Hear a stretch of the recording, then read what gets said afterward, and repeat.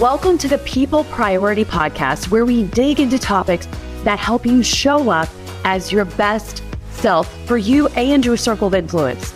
I'm your host, Julie Schneers, a teacher turned speaker, team culture consultant, and leadership growth coach who loves people. Join me every week for conversations that will motivate, educate, and hopefully just inspire you to grow through the power of communication, connection, and confidence. Because you and your people, you're worth it. Welcome to the People Priority Podcast. Thanks so much for listening. Today's episode, we're going to talk about a story I have from back in the day that links to a mindset conversation I have had over and over again with coaching clients this past week. And I feel like if coaching clients are having this struggle and I've had this struggle, maybe it's something that you want to talk about too. So let's just start with kind of the trigger for me. My dad is cleaning out his barn. He'll be so proud that I'm sharing this on my podcast. And if you happen to know my dad, you're going to be proud of him too, because his barn being cleaned out is a big deal. We are all celebrating. Anyway, he's cleaning out his barn. He sent me this picture of a go-kart that we got for Christmas when I was in 5th grade. Yes, he still had it in the back of the barn. And yes, he got it running. So he sends me this picture of this go-kart, and all of these memories come flooding back from the very first drive I ever took on that go-kart. Okay, so it's Christmas. I'm in 5th grade. This is the 90s. I'm wearing this orange ski suit that I think my mom got on eBay because finding ski clothes for me, AKA warm snow type clothes for me, is really hard because I'm so tall. So we found one. It's actually snowed on this Christmas. So I'm wearing my orange ski suit. I'm just going to give you some imagery because I'll never forget all of it. And of course, you've got a 3rd grader and a 5th grader and they've asked for a go-kart. We live in the country. This is prime real estate for the best Christmas ever. It's snowing. We have a go-kart. And the worst part of the day is that we have to take turns, right? So my brother drives and then it's my turn and I drive. And inside, the family is tucked away. They are watching a Christmas movie of some sorts. And I get behind the wheel and I go. There's snow on the ground, remember? And I'm pumped to be driving, but it's so cold that the go-kart did keep kind of needing to be restarted. So it was pretty common already that Jonathan, when he was running it, would have to get out and start it again, but he'd start it again and it'd go and he'd drive again. No problem. It's just cold. So it just needed to be restarted. I drove it for a long while, and it did that to me. No problem. I've already been prepped for this. If it just goes down, get out, restart it. And if you have any engineering mind at all, you are already probably thinking through what's about to happen to me. I'm in the snow, laying my foot on the accelerator for a long period of time when it does go dead on me. So when I get out, the snow has packed that spring completely so that the accelerator, when it turned back on, was packed down. Now, as you can imagine, this go-kart takes off and I am not in it. If you know me at all, you know that sheer panic has raced over me. A couple of things happened for me. The first thing that happened was, one, I felt so guilty, like instantly, this thing is going off without me. And it's our brand new Christmas present. There's this huge field. There are pieces of equipment scattered throughout the field. Imagine what's going to happen to this brand new Christmas gift that we had just gotten. So I'm running after this thing. You see it now. You're appreciating that I gave you the orange ski suit that my mom got off eBay so that you can have the full picture in your brain. I am running after this go-kart. Finally catch it, which feels like this could be a good thing. But of course, what am I thinking? Like I'm just going to catch it and jump in like I'm 007. It doesn't work that way. I jump on holding the back, which happens to be this rod right in front of the tire. So now at this point, the thing's just dragging me around in circles. And now oh my gosh, this has happened and I'm going to ruin our present. I feel so guilty that I messed this up. I don't know how to fix it. Turns into anger. Like I'm just frustrated as all get out because in my mind, as I'm sitting there or laying there / just being dragged around the field in the snow, my family's just inside watching a movie with the fire lit. And this is like basic training. I'm dying. And they must be inside laughing at me. This must be a joke because I'm screaming help and no one's coming out of the house. So in my mind, I'm just creating this terrible narrative of them not caring that I'm being dragged around in the field. The story brings a lot of pieces into play that leads back to the conversations that I've had with clients this week. And I want to point out that first I felt really guilty that I had screwed something up, despite it wasn't my fault. Like, I didn't pack the snow in. I was a kid. We'd never had a piece of equipment like this. Me understanding that that could be a possibility, of course not, right? Like, that's not something you'd get mad at your kid about.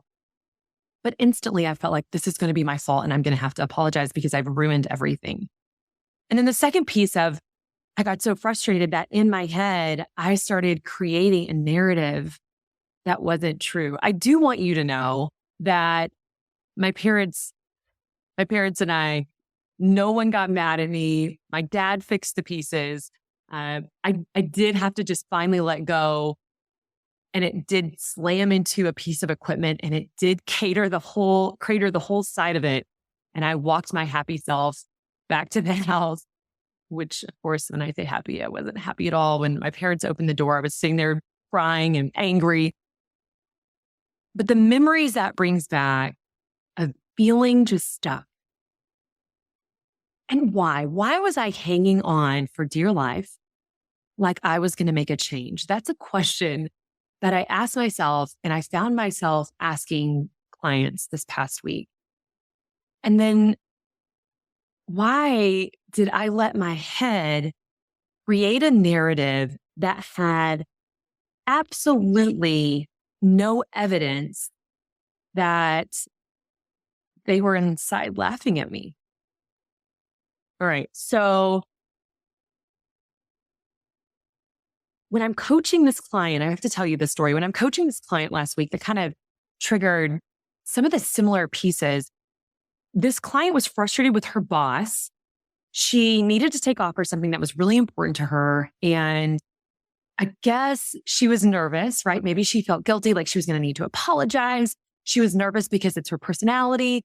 But she was worried about asking her boss to take off for this really important thing when she actually had the days and there were no issues. There was no block on these days. There was no, you shouldn't take off on these days.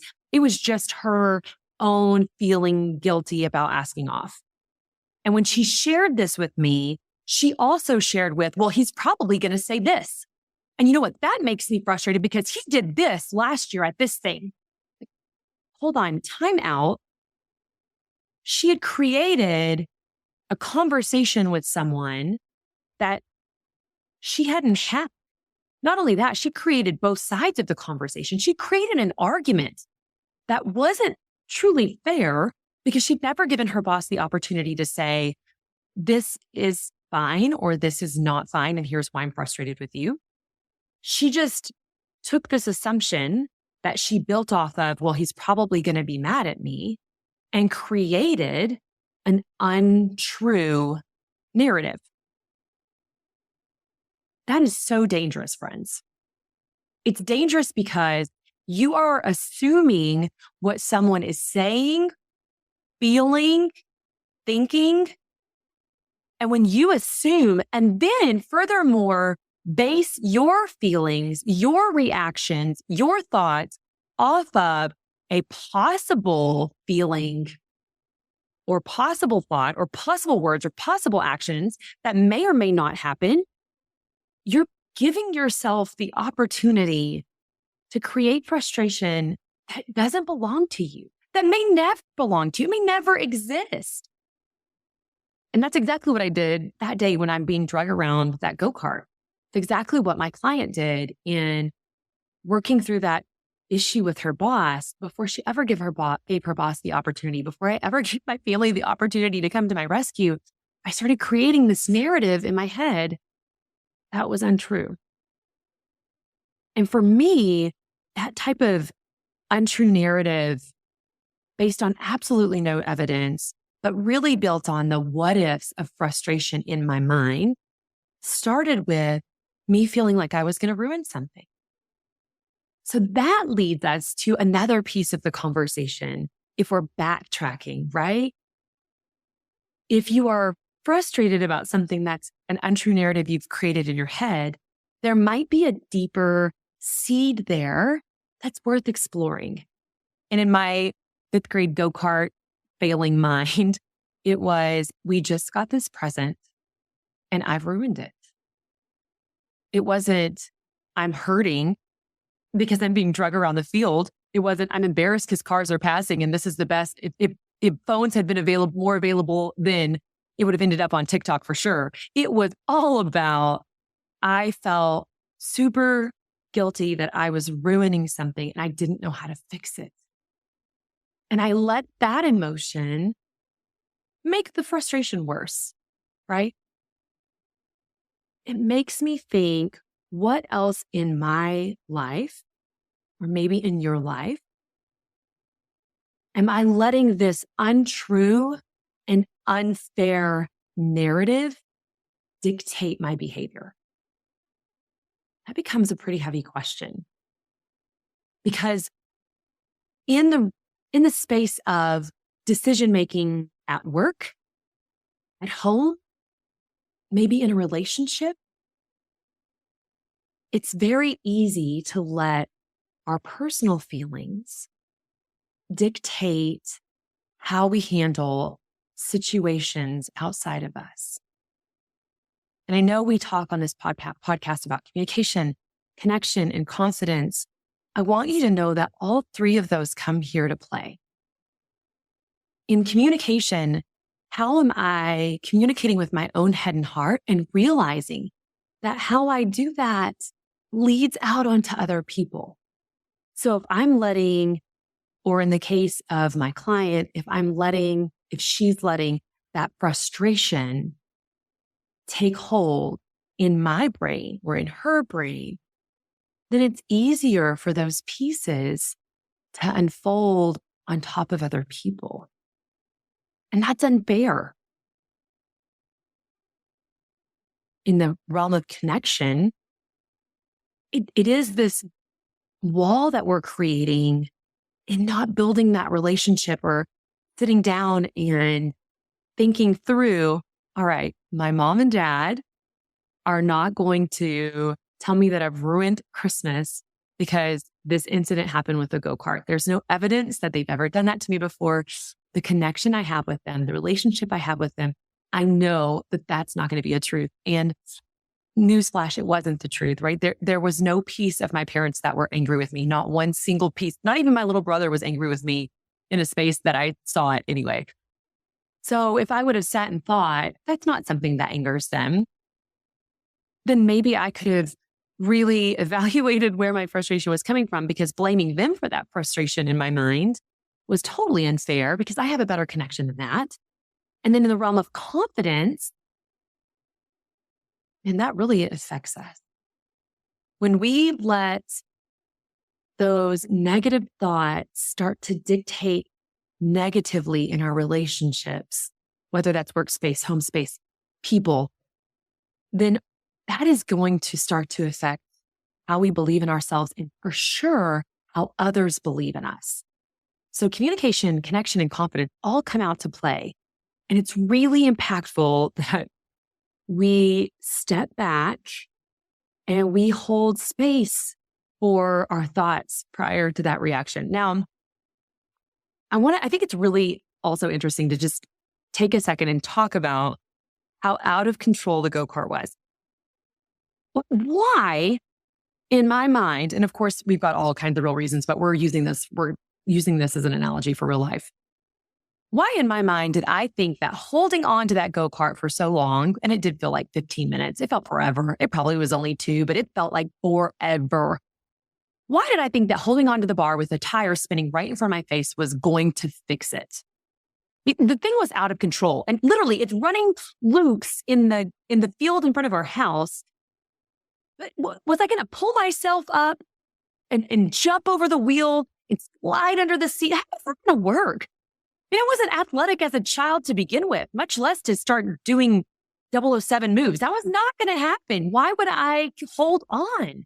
Why didn't I just let go, let it crash a lot sooner rather than just letting myself drag around forever? Would have saved me probably a lot more tears, a skinned face, right? But instead, I was clinging to this out of control go-kart, crying and yelling at the world. How many times do we do that?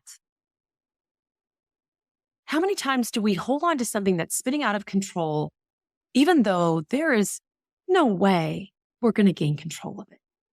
And letting go and stop the screaming and yelling like the cars passing by are going to hear me and save me would be smarter, or it would be smarter to just let go and start taking care of myself. It's smarter to spend the time walking back to the house rather than spend the time running in loops in the field. So that brings us to, how do we take the thoughts from this go-kart story and put it into actionable change? Number one, the first thing I would recommend that we do is think, what am I really sad or frustrated about? Which means that you're giving yourself time for reflection. What am I really sad or frustrated about? We kind of talked about that in my silly story. I was sad that I felt like I was ruining my Christmas. And I'm a apologizer at heart. How can I fix it even when it's not my fault? It's just who I am on the Enneagram. I have a really heavy wing 2. I'm a 3 wing 2. So if you know what that means, I'm always the one ready to apologize and see what I can do to make it better. That's just who I am. So it's understandable that I could take that on, but it's not the correct way to handle it. What am I really sad and frustrated about? For my client, the question of, what are you really worried about? What are you really frustrated about? Because that frustration isn't about a conversation that you haven't even had yet.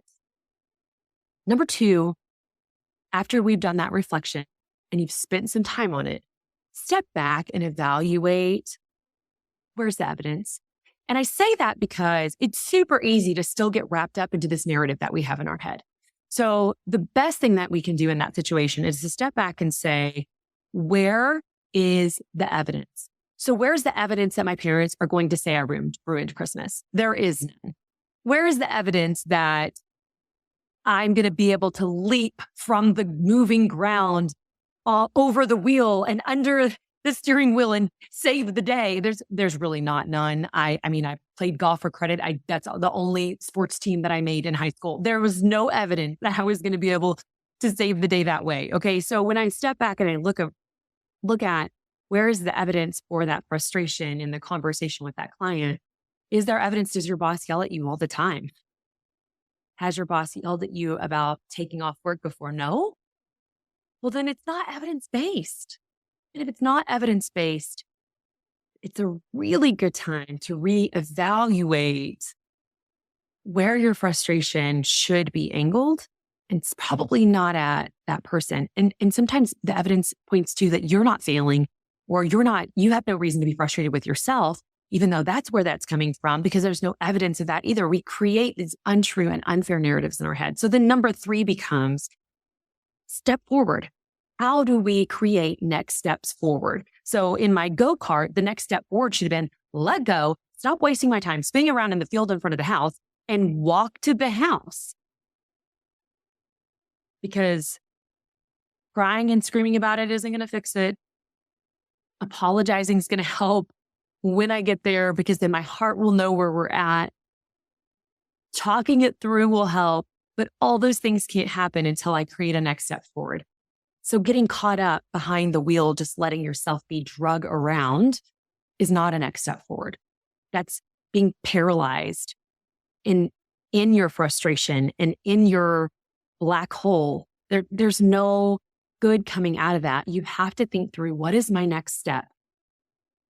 And I'll tell you, with the whole go-kart situation, the next step for us, after I walked my happy self to the house, cried, pretty sure I screamed at everyone for not coming to help me when I had been screaming and crying for their help, and you didn't even come, because of course they were watching a movie and could not hear me, which they shared I apologize for ruining it. My dad did fix it.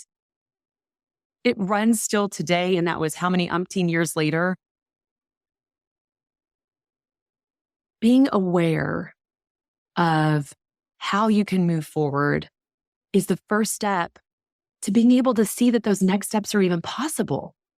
Because in my mind, I'd ruined that go-kart forever, and my dad fixed it, and it still ran, and we played another day, lots more days.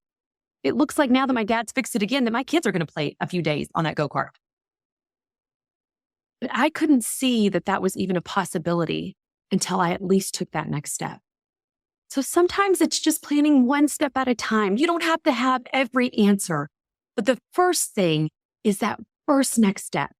And in the other example that I gave you with my client, that first next step with her was having the conversation. And then if your boss yells at you, there's evidence there, and we can look at it differently. But that first step has to be not creating ideas of what you think they'll say, but giving them the opportunity to give you the real evidence. Not telling yourself untrue and unfair stories. All right. I know that we've really spent a lot of time talking about a go-kart, but I hope that you have laughed a little. I hope that you have had a little reflection time to think through what else in your life you might want to change the inner narrative on because you're in your way. And it might be unfair. It might be a situation just like my go-kart. It's not what I had planned. It just happened. It's frustrating that it happened, but the reality is you're sitting in it. So the question becomes, how do you deal with it? All right. So our top 3 takeaways from today that I hope you hear is 1, there's going to be go-kart situation. It's inevitable. It's a world we live in with people. Things go wrong. It's life. I'm telling this to myself today because my day-to-day has been a little bit of a struggle bus. There are going to be go-kart situations. But avoiding life, trying to avoid taking the adventure and driving the go-kart in the snow, if you avoid that in order to avoid the possible go-kart fiasco, you're going to miss out. And missing out because you're worried about the what ifs isn't worth it. So there's going to be go-kart situations. Buckle in and go. And number 2 is don't let guilt about things you can't control rope you into holding on to things that are spinning out of control. Because you're just going to put yourself in a worse situation than you could be in. Don't hold on to things out of your control because you feel guilty. Stop. Let go so that you can plan next steps. And then number 3, don't let unfair or untrue narratives or potential worry or frustrations about the what ifs, however you want to say it, don't let those ideas navigate your mindset, your next steps, and how you're perceived by others. All right, you know that I don't end these things without my favorite quote, without a challenge. So your challenge this week is look at a place that you might be frustrated. Spend the time to reflect on it and see, is there an element in this narrative that is unfair and or untrue? And the quote that I'm going to give to you, I'm stealing straight from episode 21, the incredible woman I interviewed named Karen Gray. She said on that episode, so I encourage you to go back and listen to it. It was really good. She said, don't let the struggles become your story. That is an incredible quote that applies here, but also applies to lots of spaces in my life. So I hope it's impactful to yours. Don't let the struggles become your story. I hope you have a really great week. Thanks for listening. See you next time. Thanks for listening and being my people. I hope you enjoyed this episode. And if you did, hook me up with a 5-star review wherever you're listening right now. And as always, don't forget to subscribe to the People Priority Podcast so you don't miss out on more tips, tricks, and important reminders. All right, I'll see you next week.